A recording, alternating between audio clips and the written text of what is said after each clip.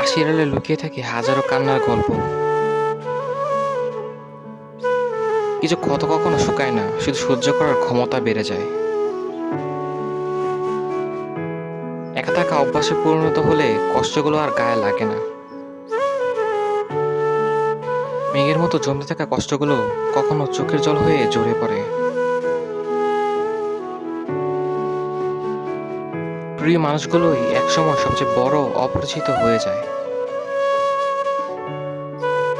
জোর করে কাউকে ধরে রাখা যায়, কিন্তু তার ভালোবাসা নয়। যাকে নিজের চেয়ে বেশি ভেবেছিলাম, সেই আজ পর করে দিল। প্রিয় মানুষগুলোর কাছ থেকে অবহেলার চেয়ে বড় আর কোনো আঘাত হতে পারে না।